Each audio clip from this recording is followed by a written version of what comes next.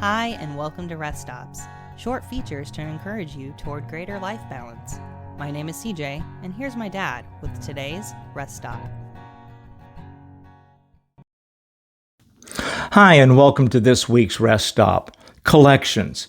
People have been collecting things since the beginning of time. Among the more familiar items that folks collect are coins, stamps, works of art, antiques, baseball cards, comic books, dolls, to name a few. Whatever it is, collectors tend to have a passion for the things they collect, and their collections become part of their identity and for many defines them as individuals. Collecting the right kind of things can often be very lucrative, resulting in financial gain. Then there are those who have developed a passion for collecting objects that are a little bit less conventional.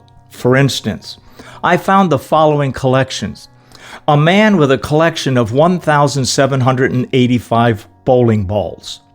Another had collected 1,284 toasters, while another had collected 2,037 tubes of toothpaste from around the world. Some collections are simply bizarre, like the guy who collected 6,290 airline barf bags. The strangest one of all to me is a man who has for years collected belly button lint known as plushies. Okay, now that's just plain gross. Many seem to just want to collect their weekly paychecks or retirement pensions, while others seem to collect dust. They are self-absorbed and don't engage with anything or anyone and simply waste their lives away. Here's a question to consider. Are you a collector of people? Now that may sound strange. Of course, I'm not talking about owning people. I'm asking, do you tend to draw or collect people around you? Do you invest in relationships and live a life where people want to be with and around you? Does your life and personality attract or repel others? In Matthew 4, Jesus says, "Follow me, and I will make you fishers of men." In 3 John, the beloved apostle writes, "I have no greater joy than to hear that my children are walking in the truth."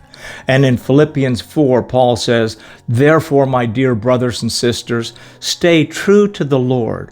I love you and long to see you, dear friend, for you are my joy and the crown I receive for my work." He says, "You are my joy and crown." Paul had a passion for people. He loved them, invested in them, taught them, protected them, and won them to Christ. Paul was a people magnet. He collected relationships. Peruse through any of Paul's New Testament writings, and you will find the language of a man who intentionally and constantly pursued people. His trophy case was full of people he had shaped, molded, and mentored toward Christ-likeness. It's fine to have hobbies and earthly pursuits.